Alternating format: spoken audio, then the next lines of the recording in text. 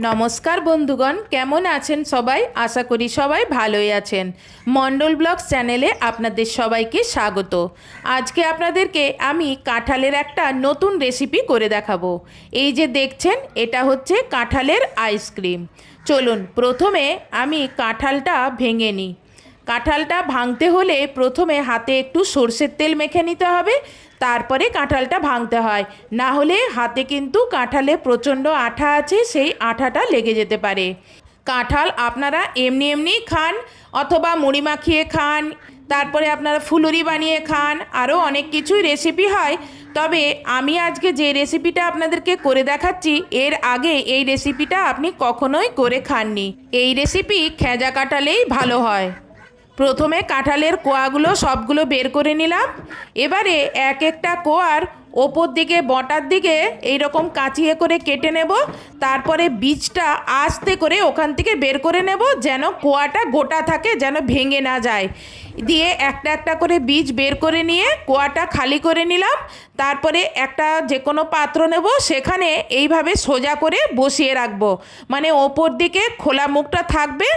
এইভাবে যতগুলো এই পাত্রটাতে ধরে ততগুলো এইভাবে মুখটা কেটে বীজটা বের করে, আর এখানে এইভাবে খোলা মুখটা ওপর দিক করে রেখে এইভাবে পাত্রটা ভরে নেব। এবার এটাকে ফ্রিজে 1 ঘন্টার জন্য ডিপ ফ্রিজে সেট হতে দেব। ততক্ষণে এইদিকে কাঁঠালের একটু পাল্প বের করে নেব। তাই জন্য বীজ ছাড়িয়ে কতগুলো কাঁঠাল গ্রাইন্ডারে নিলাম, তারপরে সেগুলোকে ফাইন পেস্ট করে নিলাম, ঠিক এই রকম।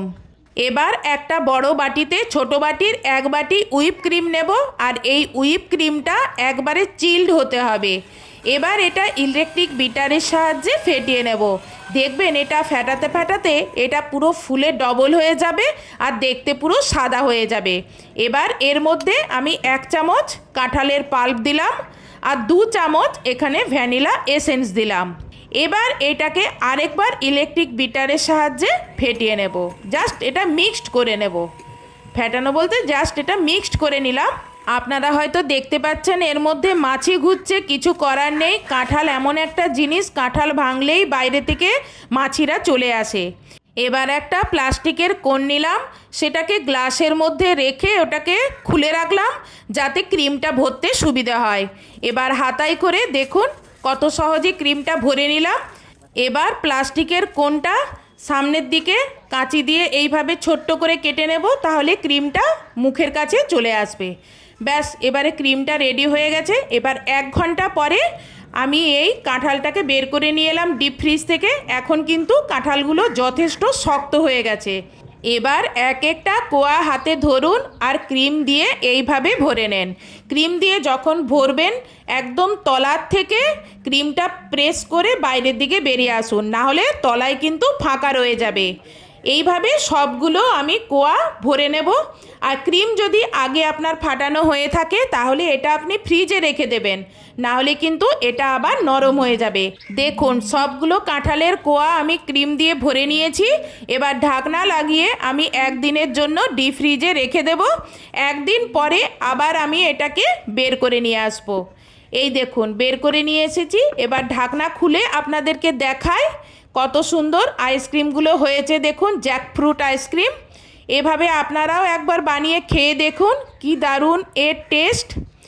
একবার আপনি বানিয়ে বাড়ির অন্যদেরকে খাওয়ান, কেউ ধরতেই পারবে না যে এটা আপনি বাড়িতে বানিয়েছেন, মনে হবে যেন এটা আপনি বাইরে থেকে কিনে এনেছেন। আমার মতন এইভাবে প্লেটে সাজিয়ে যদি পরিবেশন করেন, দেখলেই লোভ লাগবে। আশা করি এই রেসিপি আগে কখনোই আপনি দেখে থাকবেন না। এটা আমার নিজস্ব রেসিপি, তাই আমার রিকোয়েস্ট আপনি একবার বাড়িতে এভাবে বানিয়ে খেয়ে দেখুন। ভালো খারাপ যাই লাগুক আমাকে কমেন্টসে একটু কমেন্ট করে জানাবেন।